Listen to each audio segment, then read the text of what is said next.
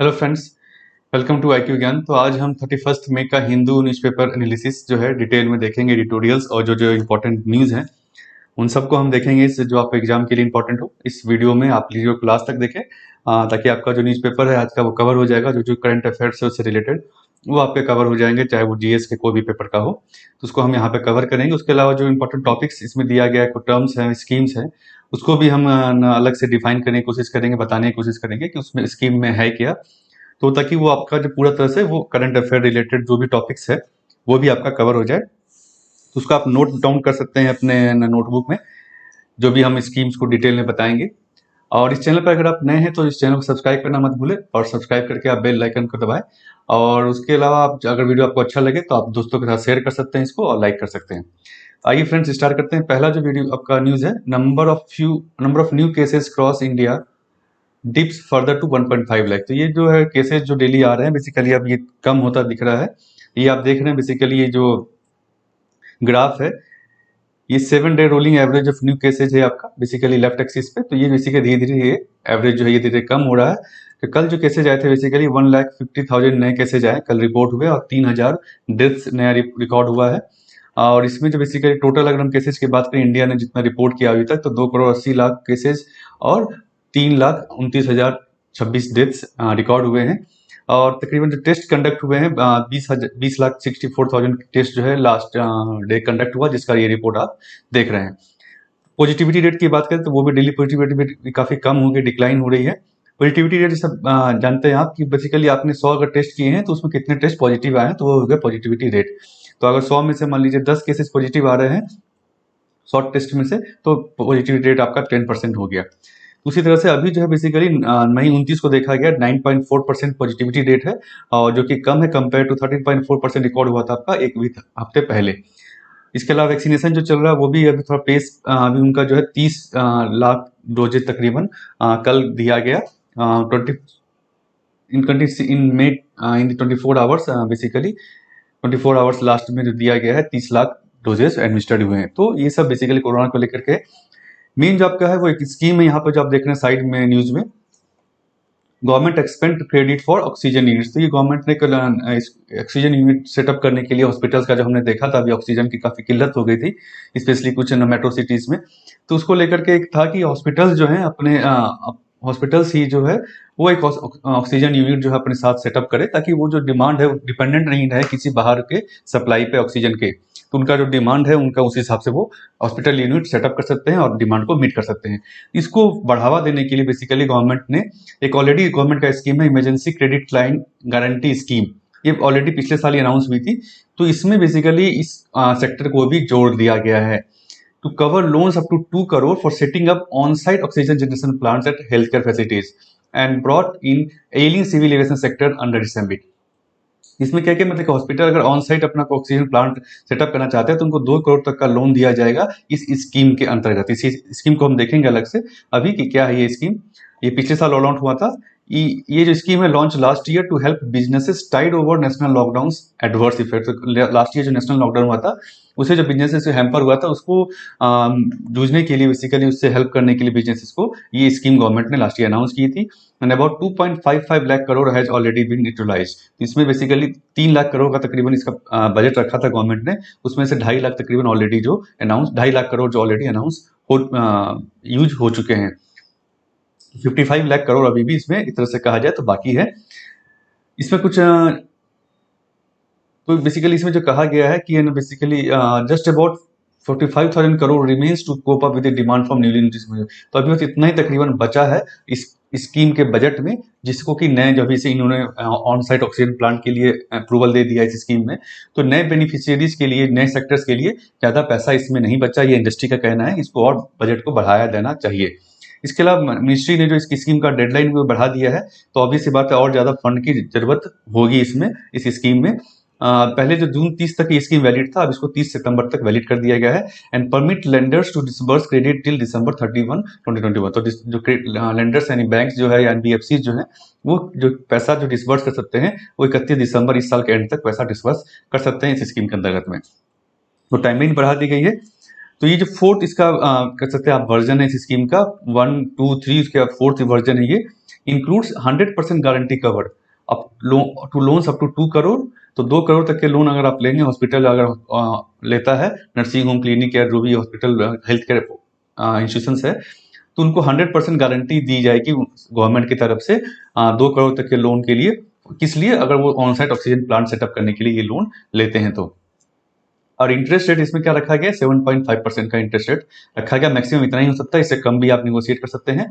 और announce 3 new products, basically इसको देखते हुए और इस स्कीम के अंदर में बेसिकली जो स्टेट बैंक ऑफ इंडिया ने और इंडियन बैंकर्स एसोसिएशन ने कुछ नए फीचर्स जो है, 3 नए प्रोडक्ट्स इसको लेके आए हैं। ये बेसिकली ये स्कीम तो है ही अलग से, इसके अलावा 3 नए प्रोडक्ट जो है बैंकों ने अपनी तरफ से लाया है कोविड से लड़ने के लिए, लोगों को हेल्प करने के लिए। वो क्या है? अनसिक्योर्ड, मतलब सिक्योरिटी आपको देनी पड़ेगी, unsecured personal loan to individuals from 25,000 से 5 लाख तक का आपको जो अनसिक्योर्ड पर्सनल लोन बैंक्स देगी टू मीट मेडिकल ट्रीटमेंट, अगर कोविड-19 के मेडिकल ट्रीटमेंट के लिए, and business loans to health care facilities, जो हेल्थ केयर फैसिलिटीज है अप टू 100 करोड़। ये बेसिकली बैंकों ने अपनी तरफ से प्रोडक्ट निकाला है कोविड को देखते हुए, कोविड से लड़ने के लिए बेसिकली ये अलग से प्रोडक्ट निकाला है। ये स्कीम तो गवर्नमेंट का है ही ऑलरेडी। तो ये बेसिकली स्कीम को थोड़ा सा हम समझ लेते हैं। ये जैसा कहा गया था, पिछले साल जो आत्मनिर्भर भारत पैकेज जो गवर्नमेंट ने अनाउंस किया था लॉकडाउन के बाद में, कि ये बिजनेस को और बाकी जो एमएसएमईज हैं, स्पेशली जो सेक्टर्स हैं, उनको लड़ने के लिए, उनको जूझने के लिए, इकोनॉमिक क्राइसिस से लड़ने के लिए लॉकडाउन के बाद जो देखा गया था, तो उसके लिए उसी का ये पार्ट जो है ये स्कीम है आपका emergency credit line guarantee scheme. तो मई 2020 में ये अनाउंस हुआ था to mitigate the distress caused by the corona virus induced lockdown. Providing क्या कर रहा है स्कीम? क्रेडिट बेसिकली देगा डिफरेंट सेक्टर्स को। जैसा कि हमने देखा, कुछ सेक्टर्स पहले इंक्लूड हुए थे, बाद में धीरे धीरे अलग अलग सेक्टर्स इंक्लूड हुए। अभी जो हम देख रहे हैं उसका 4.0 वर्जन है, फोर्थ वर्जन है इस स्कीम का। तो ऑलरेडी कुछ सेक्टर्स, स्पेशली जो एमएसएमई सेक्टर्स को इसमें इंक्लूड किया गया था इनिशियली, और धीरे धीरे इसको एक्सपेंड किया गया। ट्रेवल टूरिज्म सेक्टर्स को भी इसमें इंक्लूड किया गया, उनको क्रेडिट देने के लिए, उनको लोन देने के लिए, पैसा क्योंकि उनको चाहिए, क्रेडिट जो उनको चाहिए लॉकडाउन के कारण जो उनकी रिवेन्यू कम हो गई, तो उसको देखते हुए गवर्नमेंट ने स्कीम चालू किया था। इसमें क्या बेसिकली 100% गारंटी कवरेज जो है ये दिया जाएगा किसके द्वारा? National credit guarantee trustee company, इस कंपनी के द्वारा जो है ये कंपनी जो है गारंटी कवर देगी, क्योंकि आपको लोन अगर लेना है तो कुछ गारंटी देना होगा बेसिकली। तो गारंटी के लिए जो ये कंपनी गारंटी देगी 100% का, और बैंक और एनबीएफसी जो है वो लोन्स प्रोवाइड करेंगे इस गारंटी के बदौलत में। टेन्योर ऑफ लोन जैसा हमने कहा कि वो अलग अलग है, क्योंकि फोर्थ ट्रांच है, फोर्थ बेसिकली वर्जन है स्कीम का। शुरू में इसको 4 साल था, बाद में इसको किसी सेकंड वर्जन में इसको 5 साल किया गया। जो सेक्टर्स थे, थर्ड वर्जन में जो सेक्टर इंक्लूड किया गया उसको 6 साल लोन और टेन्योर दिया गया, और इसका अभी भी डिटेल आना बाकी है। इसके अलावा मोरेटोरियम भी दिया जाता है बेसिकली, कि आप जो है 1 साल 2 साल का मोरेटोरियम प्रिंसिपल पेमेंट करने के लिए। सॉरी,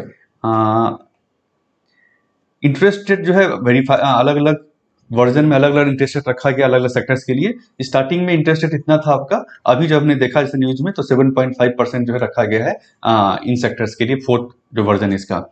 ये जो कंपनी है नेशनल क्रेडिट गारंटी जो कंपनी है, ये एक प्राइवेट लिमिटेड कंपनी है, जो कंपनीज एक्ट में स्टेब्लिश हुई है, 2014 में स्टेब्लिश हुई थी by department of financial services, ministry of finance के अंदर में, और एक होल्डली owned company of government of India, government of India इसको पूरी तरह से ओन करती है, to act as a common trustee company for multiple credit guarantee funds. तो अलग अलग क्रेडिट गारंटी फंड्स जो है बहुत सारे अलग अलग बैंक्स में देखें, मुद्रा में भी है, अलग अलग बैंक्स के लिए क्रेडिट गारंटी फंड्स गवर्नमेंट का है, अलग अलग स्कीम्स के लिए उसका एक कॉमन ट्रस्टी की तरह से ये काम करती है। 2014 में इसको स्टेब्लिश किया गया था, और इसी ट्रस्ट, ये जो बेसिकली कंपनी है, ये यहाँ पर गारंटी कवरेज दे रही है इस स्कीम के अंतर्गत। तो मोटा यही है कि इकोनॉमी से, क्राइसिस से लड़ने, इकोनॉमिक क्राइसिस से लड़ने के लिए बिजनेसेस को लोन देना, जो गारंटी, बिना गारंटी के उनको लोन आसानी से प्रोवाइड करना, ये बेसिकली स्कीम का मेन एम है। नेक्स्ट जो आपका न्यूज है, India has sent jet to fly back Choksi. तो ये बेसिकली रिपेट्रिएशन को लेकर के है, कि इनको रिपेट्रिएट करने के लिए बेसिकली इंडिया ने कुछ डॉक्यूमेंट्स और ऑफिसर्स को भेजे, ताकि वो डॉक्यूमेंट प्रोड्यूस करके वहां पर कोर्ट से परमिशन लेकर उनको एक्सट्राडिएट किया जा सके, इंडिया में लाया जा सके। इसी को लेकर के ज्यादा कुछ इसमें इंपॉर्टेंट नहीं है, पॉलिटिकल न्यूज है ज्यादातर। तो ये आपको जानने की जरूरत है, एक्स्ट्राडिशन ट्रीटी क्या होता है। तो ये बेसिकली जो है आप किसी दूसरे देश से जो दो देशों के बीच में ट्रीटी साइन होता है कि जो भी हमारे यहाँ क्रिमिनल मान लीजिए कुछ केसेज में स्पेशली जो हमारे यहाँ कन्विक्ट होंगे, उसको जो अगर कोई दूसरे देश में पाया जाता है, दूसरे देश उसको अगर अरेस्ट करते हैं तो उसमें हम उसको यहाँ पे ला सके ताकि यहाँ के कानून के हिसाब से उनको सजा दी जा सके। ये बेसिकली एक्स्ट्राडिशन होता है। तो यहाँ पे वही हो रहा है आपका मेहुल चोकसी जो कि बेसिकली है ना पीएनबी फ्रॉड केस में वांटेड है इंडिया में 13,578 crore Punjab national bank fraud case में। तो उनको गवर्नमेंट लाना चाह रही है यहाँ पर वहां से एंटीगुआ से। तो इसके लिए अभी कार्रवाई चल रही है। तो ये नेक्स्ट मूव करते हैं फ्रेंड्स एडिटोरियल की तरफ। तो अगर आपने चैनल को सब्सक्राइब नहीं किया तो एक बार सब्सक्राइब कर लें आप। अगर आपको वीडियो अच्छा लगा तो लाइक भी आप कर सकते हैं। पहला जो आपका एडिटोरियल है, reform wave Lakshadweep could do without. तो ये बेसिकली जो एक लक्षद्वीप को लेकर के जो हम देख रहे हैं कुछ दिनों से न्यूज में कि वहां पर कुछ जो रिफॉर्म्स या नए जो एक्ट या कानून जो रूल्स लाए गए हैं वहां के एडमिनिस्ट्रेटर के द्वारा जो कि हैं आपके प्रफुल्ल खोदा पटेल। तो उसको अपोज किया जा रहा है, अलग अलग स्टेजेस पे अलग अलग गवर्नमेंट्स भी अपोज कर रही है, सिविल सोसाइटी वहाँ के लोग भी अपोज कर रहे हैं। उसी के बारे में बेसिकली इन्होंने अपना हिस्ट्री दिया। ये भी वहाँ पर कुछ सालों तक एडमिनिस्ट्रेटर रह चुके हैं। एडमिनिस्ट्रेटर थे लक्षद्वीप के 1967 से 1990 में। इन्होंने पहले तो कुछ हिस्ट्री बताई, पॉलिटिकल ही ज्यादातर इसमें, और बताया कि जो आपने एक्ट लेके आए हैं वो आपका जो है एम जो है बेसिकली ऑब्जेक्टिव जो है वो सही नहीं है। ये रूल्स जो है वो वहाँ के सोसाइटी के लिए, वहाँ के कल्चर के लिए, लक्षद्वीप की इकोलॉजी के लिए सही नहीं है। तो ये ज्यादा कुछ इसमें इंपॉर्टेंट नहीं है, इसे मैं बता देता हूँ। यहाँ पे जो उन्होंने बताया कुछ कुछ रूल जो गवर्नमेंट अभी लेके आई है। एक तो है animal preservation regulation 2021, prevention of anti social activities regulation पासा। ये बेसिकली गुंडा एक्ट जो कहा जा रहा है। लक्षद्वीप पंचायत रेगुलेशन एक्ट है, जो कि वहां पे कहा जा रहा है कि बेसिकली आप जो पंचायत इलेक्शन लड़ने के लिए नॉर्म्स रखा गया है कि आपका 2 संतान होना चाहिए बेसिकली पॉपुलेशन कंट्रोल करने के। लक्षद्वीप डेवलपमेंट अथॉरिटी रेगुलेशन, ये basically land based land use करने का जो है बेसिकली ये रेगुलेशन है। तो अलग अलग regulation. Animal preservation basically beef ban beef कॉ स्लॉटर को रोकने के लिए रेगुलेशन है। तो अलग अलग रेगुलेशन जो है गवर्नमेंट लेके आई है अभी, जिसका क्रिटिसिज्म हो रहा है, जिसको लोग क्रिटिसाइज कर रहे हैं और गवर्नमेंट और पॉलिटिकल पार्टीज भी इसको क्रिटिसाइज कर रही है। इसमें इन्होंने बेसिकली कुछ हिस्ट्री बताया पॉलिटिकली कि एक यहाँ पे जो कहा गया था यहाँ के कलेक्टर के द्वारा कि 2017 में सेंटर ने कंस्टिट्यूट किया island development agency under home ministry development करने के लिए आइलैंड का। इनका यह कहना है कि जो डेवलपमेंट एजेंसी अथॉरिटी है ये ऑलरेडी जो है बहुत पहले स्टेब्लिश हुई थी 1988 में राजीव गांधी के द्वारा। राजीव गांधी ने इसको चेयर किया था आइलैंड टेरिटरी के डेवलपमेंट करने के लिए। तो यहाँ पे इसको बेसिकली काउंटर किया है। इसमें जो है कुछ रिकमेंडेशन इन्होंने दिया था जो कि इस कमिटी ने रिकमेंड जो किया था कि both island group hinges on better exploitation of marine resources couple with much greater care in use of land resources. तो हमें जो है उसका लैंड यूज को बहुत अच्छे सावधानी से उसको यूज करना है, चेंज करना है, इसका रिकमेंडेशन था बेसिकली। तो यहाँ पे बेसिकली वहाँ पंचायती राज अथॉरिटी वहाँ पे स्टेब्लिश थी, mandated to advise administrator in which Island Development Council at apex of the local government was mandated to advise the administration on development। तो ये बेसिकली पंचायती राज और बाकी जो आइलैंड डेवलपमेंट काउंसिल था वो एडमिनिस्ट्रेटर को हेल्प करने के लिए उन्होंने बनाया था। वहाँ का क्या बेसिकली है फीचर क्या है, तो वास्ट एक तो क्या फायदा है इसका, तो vast exclusive economic zone India को मिलता है। लैंड लेगून एंड ओशियंस यहाँ पे मिलते हैं। फिशरी यहाँ का प्राइमरी ऑक्यूपेशन है। लैंग्वेज जो है बेसिकली ज्यादातर मलयालम बोला जाता है, एक्सेप्ट जो मिनिकॉय आइलैंड जो है वहाँ पे एक महल लैंग्वेज करके है जो वहाँ पे बोला जाता है। ये मिलता जुलता है बेसिकली 17वीं सेंचुरी देवी ऑफ मालदीव से। तो ये लैंग्वेज का वहाँ पे कल्चर हो गया आपका बेसिकली कहे तो। सोसाइटी वहाँ की कैसी है, मैट्रियार्कल सोसाइटी है। रिलीजन जो इमीडिएटली जो है इस्लाम रिलीजन है फॉलो किया जाता है, और pristine Safi school of law. तो यह वहाँ का कल्चर इकोलॉजी आप समझ सकते हैं क्या है। अगर आप आंसर लिखना है तो उसको आप लिख सकते हैं, वहाँ का फीचर बता सकते हैं। यहाँ का क्या वतलेटू जो है यहाँ पर अर्लीस्ट स्क्रिप्ट था जिसको कि हम यहाँ देखते हैं यहाँ पर यहाँ के बारे में। इसको हमने कल के एडिटोरियल में भी कवर किया था बेसिकली, कल के सॉरी न्यूज में भी, कि वहाँ की जो अलाकुल फैमिली ने वहाँ पे कैसे उसको डोमिनेट किया उस एरिया को, हिस्ट्री क्या रही है, और कौन सा लिटरेचर जो हमने मेंशन किया था जो वहाँ के उसको बताता आया है लक्षद्वीप के बारे में। पहले इस लिटरेचर में उसके बारे में मेंशन किया गया था। ये सब आपको बेसिकली हिस्ट्री जानने की जरूरत है। हिस्ट्री आप लिख सकते हैं, अगर आर्ट एंड कल्चर में से रिलेटेड कुछ सवाल आता है तो उसको आप प्रीलिम्स में ऑब्जेक्टिव में उसका आंसर कर पाएंगे। तो बेसिकली यहाँ पे बताया पहले इन्होंने क्या किया, रेन वाटर हार्वेस्टिंग फैसिलिटी वहाँ पे क्या गई, सोलर पावर है जो कवर करता था 10% ऑफ लैटिन नीड्स। तो ये सब बेसिकली वहाँ पे एक तरह से बूस्ट किया गया। इन्होंने अपना बताया कि पिछले गवर्नमेंट ने, यूपीए गवर्नमेंट ने या कांग्रेस गवर्नमेंट ने वहाँ पे कैसे डेवलपमेंट किया है, और क्रेडिट उसका लेने की कोशिश है एक तरह से। तो यहाँ पे कुछ खास उसमें इंपॉर्टेंट नहीं है। Government recognizes the need to develop policies for enhancing employment opportunities, environment-friendly management of fisheries, sanitation, waste disposal, and widening access to drinking water, with the youth having acquired a modern education preferring salary jobs. तो ये basically ये यहाँ पे government ने over pursuing traditional occupation, none of this requires any measures announced by administrator. तो ये basically जो है गवर्नमेंट अभी कर रही कि हमारा जो एम है वो ये है करना, लेकिन जो भी यहाँ पे जो रूल्स अनाउंस किए गए हैं अभी, उसका उससे इस चीजों से कोई भी लेना देना नहीं है, ऐसा इनका कहना है बेसिकली। तो गवर्नमेंट का जो कह रही है कि हम क्यों ऐसा रेगुलेशन लेके आ रहे हैं, तो हमारा मॉडल है कि हम मालदीव की तरह इसको डेवलप करें, जैसा मालदीव में टूरिज्म डेवलप्ड है एकदम से, उसको हम उसी तरह से हम लक्षद्वीप को भी डेवलप करना चाहते हैं। Maldives is hardly suitable model. तो यहाँ पे इन्होंने क्रिटिसाइज किया कि मालदीव एक सही मॉडल नहीं है लक्षद्वीप के लिए।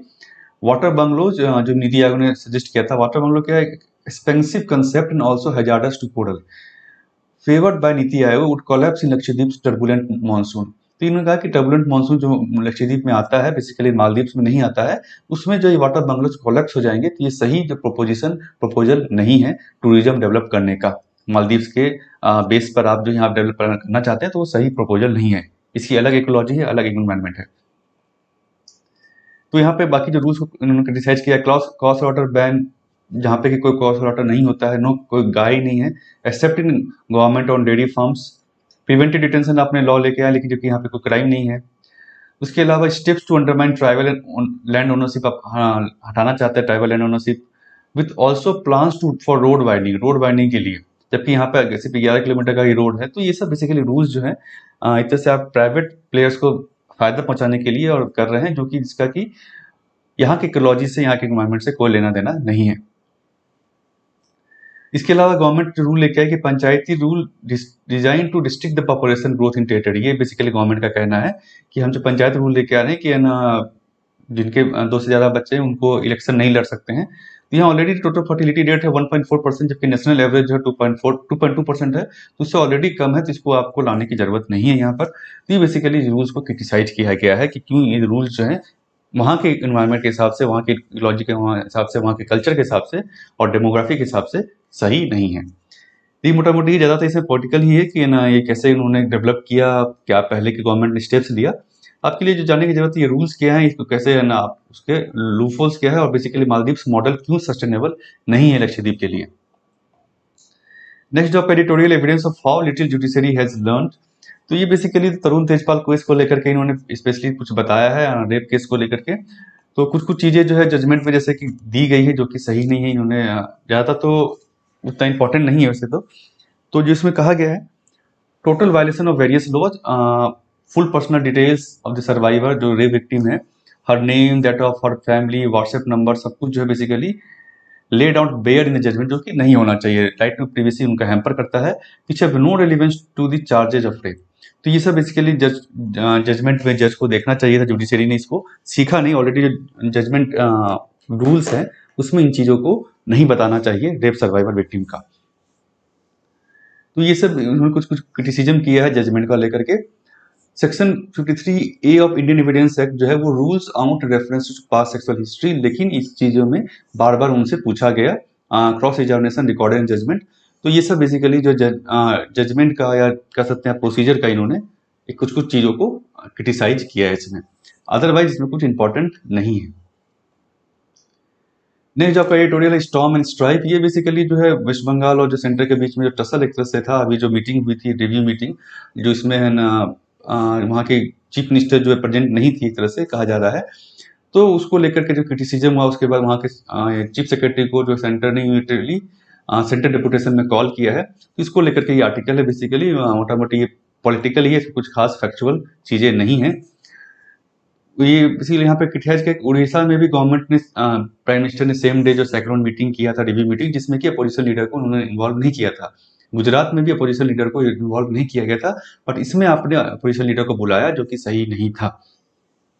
इसके अलावा जो है जो नाडा केस में सीबीआई अभी जो इन्होंने अरेस्ट किया कुछ मिनिस्टर्स को स्टार्टिंग में, उसको भी यहाँ क्रिटिसाइज किया गया कि मिस्टर अधिकारी जो थे बेसिकली वो भी उसमें एक्यूज थे, पर उनके ऊपर भी कोई कार्रवाई नहीं की गई सीबीआई के द्वारा। ये बेसिकली पॉलिटिकल है, इसको आप कुछ इंपॉर्टेंट नहीं है आपके न्यूज के लिए। नेक्स्ट जो आपका स्वीटिंग द स्मॉल स्टफ, ये बेसिकली जीएसटी काउंसिल का जो मीटिंग हुआ था उसमें कुछ मीनिंगफुल जो रिजोल्यूशन रिलीफ नहीं आ पाया, रिजल्ट नहीं आ पाया, उसको यहाँ पे क्रिटिसाइज किया गया है। गवर्नमेंट ने जीएसटी काउंसिल ने क्या अनाउंस किया कि एमनेस्टी स्कीम, जैसे हमने कल देखा था, एमनेस्टी स्कीम गवर्नमेंट ने अनाउंस किया है स्मॉल फर्म्स के लिए जिनका कि लोअर किया उन्होंने, क्या जो जीएसटी रिटर्न जिन्होंने फाइल नहीं किया था, तो क्या किया गवर्नमेंट ने इसमें जीएसटी काउंसिल ने, lower the interest levied on the late payment for recent months and extended several compliance timeline. ये जीएसटी काउंसिल ने स्टेप्स लिया है, जो स्मॉल फर्म जो कि टेस्ट जीएसटी रिटर्न जिनका पेंडिंग था, उनका जो इंटरेस्ट, मान लीजिए आपको टैक्स पे इंटरेस्ट भी लगता है, लेट फी जो है उसका इंटरेस्ट रेट कम कर दिया और टाइमलाइन जो है बेसिकली कुछ कुछ चीजों में बढ़ा दी।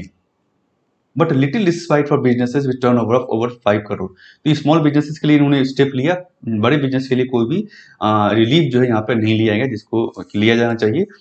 उसके अलावा no discussion occurred on bringing fuels in the GST, ये कुछ नहीं हुआ, जबकि हम ऑलरेडी देख रहे हैं फ्यूल्स का कॉस्ट काफी हाई हो गया है। Taxes on Covid essential remains unchanged despite states industry pressing for weavers. तो ये सब कुछ बेसिकली मैटर्स पे यहाँ पे जीएसटी काउंसिल को क्रिटिसाइज किया गया है कि कुछ डिसीजन मेकिंग जो नहीं हो पाया। एक तो आपका हो tax relief for large tax holders, large firms, दूसरा जो है फ्यूल प्राइसेस को कंट्रोल करने के लिए, और तीसरा जो है कोविड रिलीफ मटेरियल्स के लिए, कोविड रिलीफ के लिए जो इमरजेंसी हेल्थ केयर के लिए जो है टैक्स रिलीफ नहीं लाया गया। जैसा कि हमने कल देखा था, एक जीओएम सेटअप किया गया है जो कि इस टैक्स रिलीफ को मैटर को देखेगी कि जीएसटी जो है कोविड जो बेसिकली ड्रग्स या वैक्सीन जो हैं उस पर क्या जीएसटी रिलीफ दिया जाना चाहिए, क्या जीएसटी टैक्स होना चाहिए, उसको जीओएम जो है अपना एग्जामिन करेगी, ग्रुप ऑफ मिनिस्टर्स, और इसका रिपोर्ट जो है 8 जून तक जो है जीएसटी काउंसिल को देगी। उसके बाद जीएसटी काउंसिल जो है उस पर अपना डिसीजन लेगी। तो GST breaks offered on free COVID-19 related imports from abroad for donation to state approved entity were extended to the material imported on payment basis as well। ये कल गवर्नमेंट जीएसटी काउंसिल ने इसको extend किया। Basically पहले क्या था, GST relief जो था कि अगर आपको फ्री मटेरियल इंपोर्ट कर रहे हैं और फ्रीली यहाँ डिस्ट्रीब्यूट कर रहे हैं इंडिया में, तो उसको आपको जीएसटी नहीं देना था, जीएसटी इंपोर्ट ड्यूटी नहीं देना था।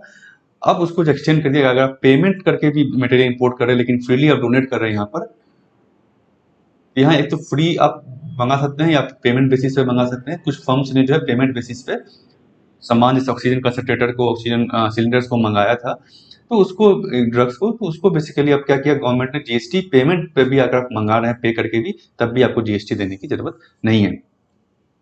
इसके अलावा कंपनसेशन का बेसिकली है, कंपनसेशन जो है इसके कंपनसेशन क्या है बेसिकली कि जीएसटी जब फॉर्म हुआ था तो वहां पे स्टेट्स को एश्योर किया गया था कि आपका जो रिवेन्यू शॉर्टफॉल्स है जितना भी होगा, तो उसको जो है जीएसटी काउंसिल या सेंटर जो उसको आपको देगी, क्योंकि स्टेट्स का जो एक फियर था, डर था कि जीएसटी आने से उनका जो रिवेन्यू है, उनकी जो आमदनी है टैक्सों से, वो कम हो जाएगी, क्योंकि कुछ टैक्सेस जो है, बहुत सारे टैक्सेस जीएसटी के अंदर चले जाएंगे।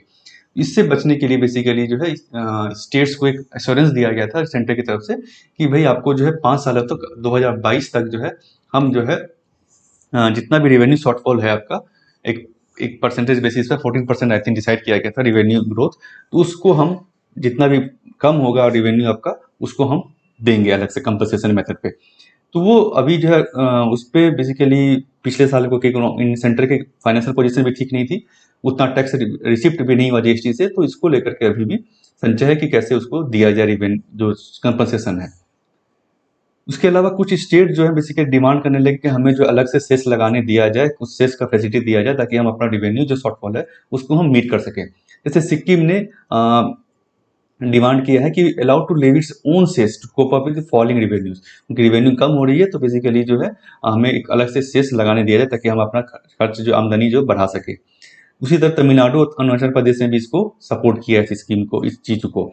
तो ये जीएसटी काउंसिल में बेसिकली जीएसटी में एक दरार होता हुआ दिख रहा है, मतलब कैसे कर सकते हैं हम कि जीएसटी का जो मेन मोटिव था उसको कम होता हुआ दिख रहा है, क्योंकि अगर स्टेट्स अपना सेस लगाना शुरू कर देंगे तो ऑब्वियस सी बात है one nation one tax rate का जो फॉर्मूला है वो कहीं ना कहीं दब जाएगा।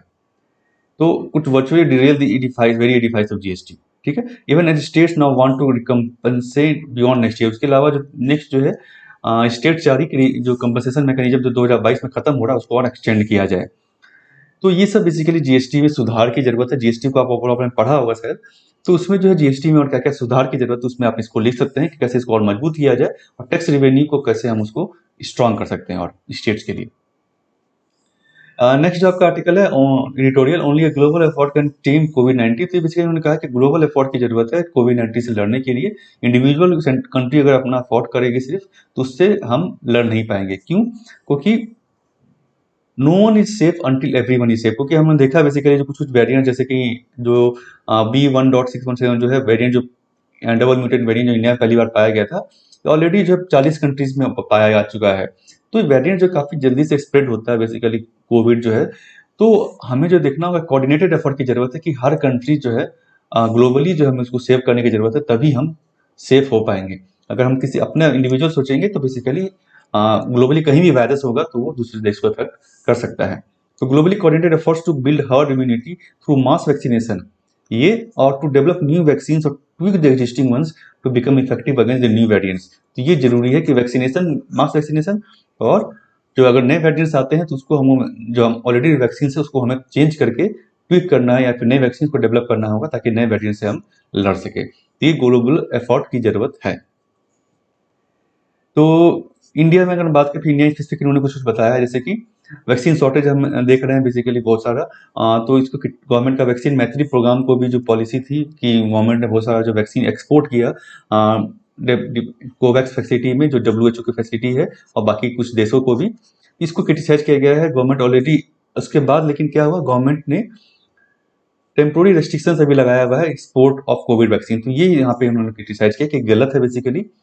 तो ये वैक्सीन नेशनलिज्म जो आप कर रहे हैं कि वैक्सीन जो है हमारे यहाँ ही रहेगी, पहले हमारा डिमांड ज़्यादा जरूरत है, हमारा डिमांड मीट होने के बाद ही हम उसको एक्सपोर्ट करेंगे, तो ये बेसिकली गलत है, detrimental to global effort to contain virus. ये गवर्नमेंट को सोचना चाहिए कि हमें जो है ग्लोबल एफर्ट में सहयोग देना है।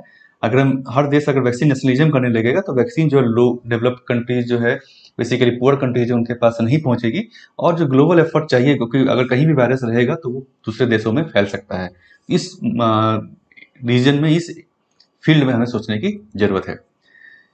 इसके बारे में बताया कि कितनी वैक्सीन की जरूरत है, क्योंकि 1 मई से जो 18 साल से ऊपर को भी गवर्नमेंट ने स्टार्ट कर दिया, तो तकरीबन 18 साल से ऊपर अगर बात करें तो 1190 मिलियन डोजेज चाहिए, और पहले के जो है आपका 45 प्लस के लिए 688 मिलियन डोजेज हमें चाहिए। तो मासिव प्रोडक्शन कैपेसिटी बढ़ाने की जरूरत है। अभी तक सिर्फ 12% को एक डोज रिसीव हुआ है और 3.2% ने दोनों डोज लिया है। इंडिया की बात करें करता हूँ, जो करंट प्रोडक्शन कैपेसिटी है कोविशील्ड और कोवैक्सीन जो इंडिया में बेसिकली मैन्युफैक्चर हो रही है, जो इंडिया में अवेलेबल है, तो अभी 70 मिलियन डोजेज ही है। बाय जून जुलाई कहा जा रहा है कि इसको हम 158 मिलियन डोजेज बढ़ा पाएंगे। तो this vaccine will available only in market major private hospital for now, क्योंकि ज्यादातर है ये स्पुतनिक जो अभी आ रही है इसका बेसिकली ज्यादातर ये प्राइवेट हॉस्पिटल में ही रहेगा अभी। Even if all the three vaccines are exclusively used for domestic supply, anticipated production in the near future will not sufficient to meet the enormous vaccine demand. तो तब भी हम जो डिमांड वैक्सीन का है उसको हम मीट नहीं कर पाएंगे। इस डायरेक्शन में गवर्नमेंट को सोचने की जरूरत है, वैक्सीन को कैसे हम ज्यादा बढ़ाएं। उसके लिए इन्होंने बताया सजेशन कि कैसे हम वैक्सीन प्रोडक्शन बढ़ा सकते हैं।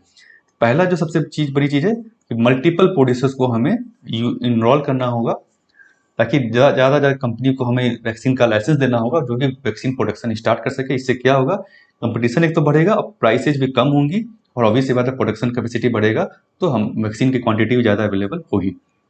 तो government can easily task with, इसके लिए गवर्नमेंट आसानी से जो पब्लिक सेक्टर वैक्सीन मैन्युफैक्चरर के पास जा सकती है, स्पेशली कोवैक्सीन प्रोडक्शन के लिए, क्योंकि कोवैक्सीन में जो है बेसिकली ICMR जो है वो एक पार्टनर है, और इसका टेक्नोलॉजी जो है बेसिकली आप ICMR जो चाहे तो उसको प्राइवेट कंपनी को ट्रांसफर कर सकता है।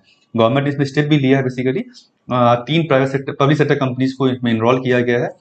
Haffkine biopharmaceuticals corporation, Bharat immunologicals and biological corporation limited और इंडियन इम्यूनोलॉजिकल्स लिमिटेड, इन 3 PSCs पब्लिक सेक्टर कंपनीज को कोवैक्सीन प्रोडक्शन के लिए इनरोल किया गया है। 258 में बढ़ेगा इससे इन तो आपका फैसिलिटी प्रोडक्शन कैपेसिटी बढ़ेगा गवर्नमेंट का। तो ये हो गया अभी तक का प्रोटेक्शन क्या करना चाहिए, तो पब्लिक सेक्टर एंटरप्राइजेज को बढ़ाना है, क्योंकि अब इसको बेसिकली डिजीजेज जो infectious diseases are expected to increase in coming years. तो ये आगे जैसे हम देख रहे हैं और बढ़ेंगे इन्फेक्शियस डिजीज, तो गवर्नमेंट को लॉन्ग टर्म स्ट्रेटेजी प्लान करने की जरूरत है to enhance supply at domestic international level. ये कैसे होगा भाई? तो पब्लिक सेक्टर एंटरप्राइज इसके लिए बहुत ही इंपॉर्टेंट है, जैसा कि हम यहाँ पे देख रहे हैं। इसी को देखते हुए उन्होंने कहा है कि पब्लिक सेक्टर एंटरप्राइज फार्मास्यूटिकल्स के केस में, वैक्सीन मैन्युफैक्चरिंग केस में गवर्नमेंट को और बढ़ाने की जरूरत है, उसकी कैपेसिटी बढ़ाने की जरूरत है। तो अनफॉर्चुनेटली लेकिन क्या है कि पब्लिक सेक्टर इंटरप्राइज पॉलिसी जो गवर्नमेंट ने अभी बजट के बाद अनाउंस किया था फरवरी में, उसमें जो कहा गया था कि जो कुछ स्ट्रेटेजिक सेक्टर्स हैं उसमें ही हम पीएससी को, पब्लिक सेक्टर इंटरप्राइजेस को रखेंगे। बाकी जो नॉन स्ट्रेटेजिक सेक्टर्स हैं उसमें जितने भी पब्लिक सेक्टर इंटरप्राइजेज है उसको गवर्नमेंट प्राइवेटाइज कर देगी। ये बजट की पॉलिसी रही गवर्नमेंट की। मोनेटाइजेशन प्लान जो है बेसिकली उसमें जो है फार्मास्यूटिकल सेक्टर जो है स्ट्रेटेजिक सेक्टर नहीं है, ये आपको जानने की जरूरत है। तो ये कुछ स्ट्रेटेजिक इंपॉर्टेंट सेक्टर था, उसको आपको देखने की जरूरत है। तो इसमें जो फार्मास्यूटिकल जो है सेक्टर स्ट्रेटेजिक इंपॉर्टेंट सेक्टर नहीं है, इसका मतलब जितनी भी PSC public sector enterprises pharmaceuticals में काम कर रही है उनको गवर्नमेंट नियर फ्यूचर में प्राइवेटाइज करेगी। गवर्नमेंट का जो मोटिव है, तो ये गवर्नमेंट को रिकंसीडर करना चाहिए इस डिसीजन का कि हमें जो है लॉन्ग टर्म प्लानिंग के लिए वैक्सीन की जरूरत है आगे इन्फेक्शियस डिजीजेस के लिए, और इसके लिए पब्लिक सेक्टर इंटरप्राइजेज का होना बहुत ही जरूरी है। तो हमें इस सेक्टर को भी स्ट्रेटेजिकली इंपॉर्टेंट सेक्टर में डालना चाहिए, और यहाँ पे प्रोडक्शन कैपेसिटी जो है पब्लिक सेक्टर इंटरप्राइजेज का वो बढ़ाने की जरूरत है, ना कि इनको प्राइवेटाइज करने की जरूरत है। ठीक है, ये एक सजेशन हो गया आपका कि स्ट्रेटेजिकली इंपॉर्टेंट सेक्टर में इसको डाला जाए। मास product vaccine of the global population hard immunity और नेशनल हेल्थ पॉलिसी जो है प्रोफाइल जो 2019 पब्लिश हुआ था, उसमें बताया गया था कि India has installed capacity of 8,151 million doses of vaccine annually. ये इंडिया की इंस्टॉल कैपेसिटी है, था उस समय, प्राइवेट और पब्लिक सेक्टर मिला करके। तो इस कुछ फैसिलिटीज को हम यूज कर सकते हैं, रिपर्पस कर सकते हैं कोविड-19 वैक्सीन के लिए एक्सक्लूसिवली, ताकि हम वैक्सीन प्रोडक्शन बढ़ा सके। तो मेनली यही जो एम है कि वैक्सीन प्रोडक्शन में बढ़ाना है, क्योंकि मास वैक्सीनेशन जरूरी है कोविड से लड़ने के लिए, हार्ड इम्यूनिटी के लिए।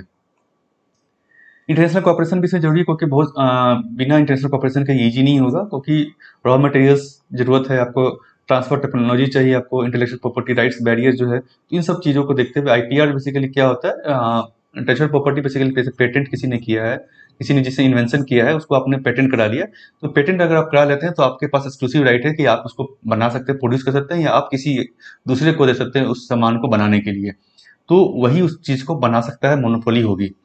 तो ये बैरियर बेसिकली इसमें भी देखा गया, क्योंकि वैक्सीन जो है पेटेंटेड है, कंपनियों ने वैक्सीन को पेटेंट कर रखा है। इससे जो है बेसिकली जैसे मान लीजिए फाइजर ने पेटेंट कर रखा है, तो वो सिर्फ वही जो है उस वैक्सीन को बना सकती है, या वो जिसको चाहे वो दे सकती है। इसके कारण जो है बहुत सारे देश वैक्सीन प्रोडक्शन जो लिमिटेड है सिर्फ इस कंपनी के पास। इसको हमें देखना होगा। रॉ मटेरियल्स चाहिए, रॉ मटेरियल्स में भी बहुत सारे पेटेंट्स है, जैसे कि यहाँ बताया गया है तकरीबन 1800 patents cover the single-use plastic reactors which are used in production of some of the COVID-19 vaccines। तो ये इसमें भी कुछ पेटेंट, रॉ मटेरियल्स में बहुत सारे पेटेंट्स है, जिसके कारण जो है रॉ मटेरियल्स अवेलेबल नहीं हो पा रहे हैं, प्रोडक्शन स्लो है। तो इंटरनेशनल कॉपरेशन की भी जरूरत है। ये तो डोमेस्टिक हमने देखा कि इंडिया क्या कर सकती है प्रोडक्शन इंक्रीज करने के लिए। इंटरनेशनल कॉपरेशन क्या चाहिए प्रोडक्शन इंक्रीज करने के लिए? तो वेवर पेटेंट बैरियर जो है उसको हमको रोकना, हटाना होगा उसको बेसिकली, चाहे वो रॉ मटेरियल्स में हो या बाकी टेक्नोलॉजी ट्रांसफर में हो। इंडिया और साउथ अफ्रीका ने पिछले साल ही WTO में अपना एप्लीकेशन दिया था, इनिशिएटिव किया था कि भाई इंटेलेक्चुअल प्रॉपर्टी राइट से वेवर मिले दिया जाए जो भी प्रोडक्ट्स रिक्वायर्ड है कोविड-19 ट्रीटमेंट के लिए, चाहे वो वैक्सीन हो, ड्रग्स हो, कुछ भी हो। यूएसए ने इसको सपोर्ट किया है सिर्फ वैक्सीन के लिए अभी हाल ही में, बट कुछ कंट्री से जर्मनी ने इसको अपोज किया है। तो देखते हैं इसमें आगे क्या होगा। तो उसके अलावा जो है यहाँ पे बताया गया नेचर एक मैगजीन जो है साइंटिफिक मैगजीन, उसमें बताया कि mRNA वैक्सीन टेक्नोलॉजी है वो काफ़ी अच्छी है। इसका एडवांटेज क्या है? इजी स्केलेबिलिटी ऑफ प्रोडक्शन, जिससे आप प्रोडक्शन आसानी से बढ़ा सकते हैं इस टेक्नोलॉजी को यूज करके। इस टेक्नोलॉजी को यूज करके 2 वैक्सीन अभी मार्केट में है, फाइजर बायोएनटेक और मॉडर्ना की। तो इसको हमें ग्लोबल कॉपरेशन में जरूरत है, ताकि जो ज़्यादा लोग इस टेक्नोलॉजी को यूज करके वैक्सीन प्रोडक्शन कर सके। Global cooperation is needed to create environment where those companies interested in producing mRNA vaccine get open licence from innovators. तो यहाँ पे हमें ग्लोबल कॉपरेशन की जरूरत है कि इस टेक्नोलॉजी को जो फाइजर या मॉडर्ना के पास है उसको दूसरे देशों के पास ट्रांसफर किया जाए, ताकि प्रोडक्शन हम इस वैक्सीन टेक्नोलॉजी का हम यूज करके प्रोडक्शन और इंक्रीज कर सके। तो मोटा मोटी यही इस पार्ट पूरे आर्टिकल में कि ग्लोबल कॉपरेशन जरूरत है, क्योंकि अगर कोई भी एक सेफ नहीं होगा तो कोई भी सेफ नहीं होगा।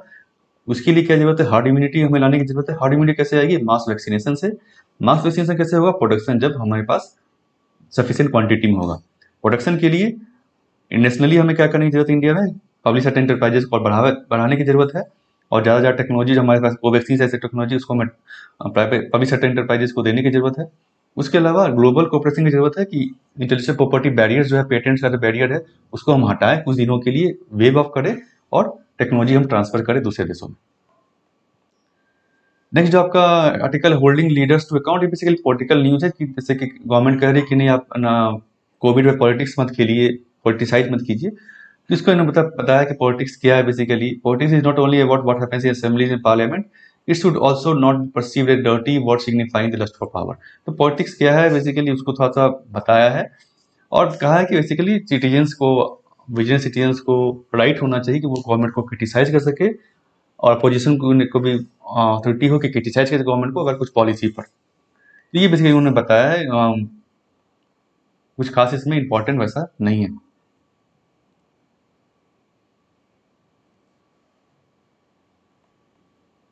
नेक्स्ट जो आपका है पेट्रोल को लेकर के डेटा पॉइंट है। इन्होंने बेसिकली डेटा दिया है पेट्रोल प्राइसेस कैसे कैसे है, और क्रूड ऑयल प्राइसेस से कंपेयर किया है, और हमारे नेबरिंग कंट्री से भी इसको हमारे प्राइसेस को कंपेयर किया गया है। तो ये आप देख रहे हैं बेसिकली जनवरी 2019 से लेकर के मई 27 अभी तक का जो पेट्रोल प्राइस है दिल्ली का इन्होंने लिया है।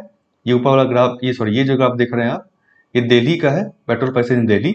और ये जो ग्राफ है आपका, ये लाइन जो है, ये basically crude prices Indian basket जो है आपका, ये राइट बास्केट में। तो ये यहाँ दिखाया जा रहा है कि जबकि क्रूड ऑयल प्राइसेस रिलेटिवली कम था पर अप्रैल से दिसंबर लास्ट ईयर,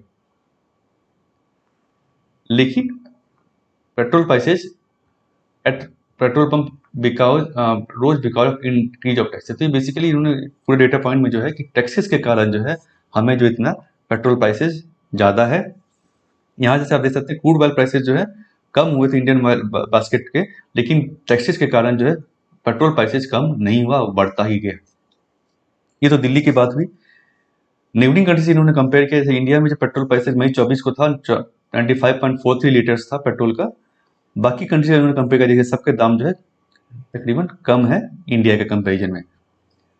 टैक्स बर्डन के यहाँ पे दिखाया गया है कि कितना टैक्स बर्डन था मई 2014 में और मई 16 2021 में। बेस प्राइस उस समय क्या था, बेस प्राइस जो था उस समय जो पेट्रोल का मालिक पूरा जो प्राइस था ये था, अभी ये प्राइस है। इसमें जो है 66% जो रेट था वो था बेस प्राइस के कारण था। सेंट्रल टैक्सेस सिर्फ 14% थे, अभी जो 36% हो गया, मतलब कि जो ये है बेस प्राइसेस कम हो गए, यहाँ आप देख सकते हैं डिक्रीज हो गया है। मतलब जो मेन क्रूड ऑयल प्राइसेस था वो कम हुआ है, लेकिन टैक्सेस के कारण जो है ये रेट इंक्रीज हुआ है। टैक्स, सेंट्रल टैक्स इंक्रीज हुआ है आपका, डीलर कमीशन भी इंक्रीज 1% हुआ, और स्टेट टैक्स भी बढ़ करके इतना हो गया आपका। इन टैक्सेस के कारण बेसिकली हम जो इन्फ्लेटेड प्राइस को देख रहे हैं, तो गवर्नमेंट को बेसिकली यहाँ पर टैक्सेस को कम करने की जरूरत है, या फिर जीएसटी के अंदर इसको लाने की जरूरत है। नेक्स्ट जो आपका आर्टिकल सेंट्रल बास होटल वैक्सीनेशन पैकेज, ये हमने कुछ देखा था, कुछ कल जो है कुछ होटल्स ने टाई अप किया था हॉस्पिटल के साथ, वैक्सीनेशन पैकेज लेके आए कि आप एक नाइट स्टे करके या 3-4 घंटे स्टे करके मील हम ऑफर कर रहे हैं और यहाँ वैक्सीनेशन करा सकते हैं। इसको गवर्नमेंट ने कहा कि ये गलत है, इलीगल है। Private hospital could not offer packages for vaccination in collaboration with hotels. तो ये वायलेशन है प्रिस्क्राइब गाइडलाइन के हिसाब से।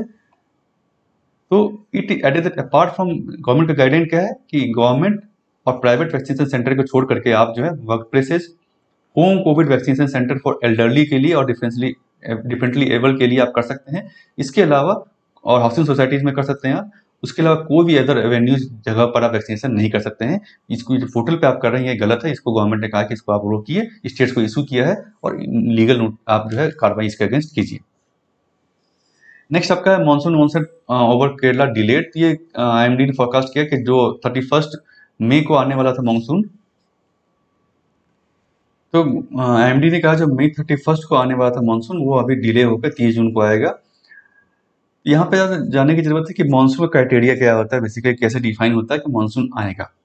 स्काईमेट ने कहा है कि नहीं मानसून आ चुका ऑलरेडी। क्यों? क्योंकि 2 ऑफ द 3 क्राइटेरिया जो है जो आईएमडी डिफाइन की है वो मीट कर रहा है।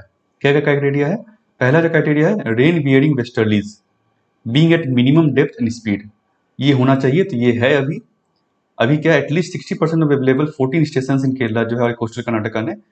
उसके अलावा रेनफॉल रिसीव्ड हुआ है आपका 2.5 mm और more for 2 consecutive days after May 10। ये 2 क्राइटेरिया आपने देखा। तीसरा क्राइटेरिया क्या है, certain degree of cloudiness, clouding होनी चाहिए indicated by parameter called outgoing long wave radiation being below 200 वाट पर स्क्वायर मीटर। इस क्राइटेरिया को छोड़कर बाकी दोनों क्राइटेरिया जो है मेट कर रहे हैं, इसलिए एस्टीमेट ने कहा कि मानसून ऑलरेडी पहुंच चुका है। तो ये क्राइटेरिया बस आप ध्यान में रखिए, अगर पूछा जाता है कि कौन कौन से क्राइटेरिया गवर्नमेंट IMD देखती है फॉर मानसून अराइवल जांचने के लिए। नेक्स्ट आपका आर्टिकल है Assam detention centre frees last foreigner. तो आसाम डिटेंशन सेंटर जो बेसिकली उसने लास्ट जो फॉरनर वहां पे लॉस था आपका महेंद्र दास, उनको फ्री कर दिया है। तो इनको डी वोटर पहले टैग किया गया 2015 में, बाद में इनको फॉरनर डिक्लेयर कर दिया गया फॉरनर्स ट्रिब्यूनल के द्वारा 2019 में। ये डिटेंशन सेंटर में थे, सुप्रीम कोर्ट की गाइडलाइन जो आई कि आप डिटेंशन पीरियड रिड्यूस करने के लिए कोविड को देखते हुए तब इनको छोड़ा गया। डी वोटर क्या होता है, डाउटफुल वोटर क्या कहते हैं, वो कैटेगरी ऑफ वोटर्स आसाम में जो डिसइंफ्रेंचाइज मतलब वोट नहीं दे सकते हैं by government eligible for lacking proper citizenship credentials. तो जिनके पास प्रॉपर सिटीजनशिप क्रेडेंशियल्स नहीं पाए गए हैं कि आप यहाँ सिटीजन्स थे जो आसाम अकॉर्ड के हिसाब से, तो आपको डाउटफुल वोटर आपके वोटर कार्ड पे डी वोटर करके किया जाता है। फॉरनर्स ट्रिब्यूनल क्या होता है, इसको थोड़ा आप समझ लीजिए। क्वासी जुडिशियल बॉडी जैसे कि ट्रिब्यूनल होता है आपका, क्वासी जुडिशियल बॉडी है। डिटरमाइन पर्सन स्टेइंग इलीगली और इज फॉरनर और नॉट। तो जो पर्सन रह रहा है वो फॉरनर है कि नहीं, इसको डिटरमाइन करने के लिए बॉडी बनाई गई है, स्टेब्लिश किया गया था। Every individual whose name does not figure in final NRC, जो फाइनल एनआरसी हुआ था आसाम में था, उसमें अगर नहीं है तो वो रिप्रेजेंट कर सकता है अपना केस एपीलेट अथॉरिटी पे, यानी जो कि फॉरनर्स ट्रिब्यूनल है। इंडिविजुअली जा सकता, पहले जो था आपका स्टेट गवर्नमेंट ही अप्रोच कर सकती थी, अब जो है फॉरनर्स इंडिविजुअल को भी इसमें अलाउ किया गया। तो फॉरनर ओनली फॉरनर्स ट्रिब्यूनल जो है एम्पावर्ड है to declare person as foreigner. ये 2 एक्ट है जिसके अंदर ये गवर्न होता है। कंपोजिशन की बात करें तो यहाँ पे कौन होते हैं, advocates not below the age of 35 years of age with 37 years of practice, या फिर रिटायर्ड जुडिशियल ऑफिसर हो सकते हैं आसाम जुडिशियल सर्विस के, या फिर retired IAS of ACS office और ACS officer not below the rank of secretary having experience of quasi judicial work. ये इसके मेंबर हो सकते हैं कंपोजिशन में। पर्सन कैसे डिक्लेयर होता है ट्रिब्यूनल, पहले जो प्रोसेस बिगिन होता है बॉर्डर पुलिस या इलेक्शन कमीशन जो है देखती है suspected foreigners to foreigners tribunal, refer करेगी, जैसे डी वोटर जो है उनको रेफर करेगी। ट्राइब्यूनल क्या करता है कि आपको आप उनके सामने अपीयर होगी और प्रूव कीजिए कि आप जो फॉरनर नहीं है, और डॉक्यूमेंट जो है सिटीजनशिप का अपने फेवर में आप बताएं। तो need to produce identity documentations proving that they were born in India और descended from persons who entered India before March 24, 1971। ये बेसिकली आसाम अकॉर्ड का जो है, आसाम अकॉर्ड साइन जो हुआ था उसका ये डेट है। नेक्स्ट जो आपका आर्टिकल है, चाइना ने space station plans gather pace with cargo docking. क्या चाइना ने कल जो है नया कार्गो डॉक बेसिकली स्टेशन भेजा है स्पेस में, अपना स्पेस स्टेशन को आगे ले जाते हुए। तियानजो 2 कार्गो स्पेसक्राफ्ट है जो कि बेसिकली क्या करेगा, docked 8 hours later of the space core module. ये बेसिकली कार्गो प्लेन है, क्योंकि जो स्पेस स्टेशन बन रहा है उसके लिए गवर्नमेंट चाइना जो है अलग अलग स्पेसक्राफ्ट भेज रही है। ऑलरेडी जो हेवनली मॉड्यूल जो हमने देखा था, तियान मॉड्यूल, जहाँ पे कि एस्ट्रोनॉट रहेंगे, उनके लिए ऑलरेडी वो बन चुका था, भेजा चुका है। तो ये जो है स्टेशन सेकंड थर्ड मॉड्यूल जो अभी लॉन्च होगा, ये followed by the another cargo spacecraft Tianzhou 3 and 2 manned mission. ये अभी चाइना जो आगे लॉन्च करेगी। इसका बेसिकली स्पेस मॉड्यूल जो है चाइना का है कि हम स्पेस स्टेशन बनाएंगे 2022 तक। स्पेस स्टेशन क्या होता है, जहाँ पे कि एस्ट्रोनॉट रह सकते हैं कुछ दिनों तक, वहां पर रिसर्च करते हैं। स्पेस स्टेशन अभी जो है इकलौता है जो कि रिटायर हो जाएगा थोड़ा दिन बाद। तो ये बेसिकली चाइना का लेकर के है स्पेस स्पेसक्राफ्ट, नाम आप ध्यान में रखें। तो फ्रेंड्स ये था आज का वीडियो। अगर आपको वीडियो अच्छा लगा तो जरूर आप लाइक करें और शेयर करें अपने फ्रेंड्स के साथ, और चैनल को सब्सक्राइब करना मत भूलें। Thank you friends.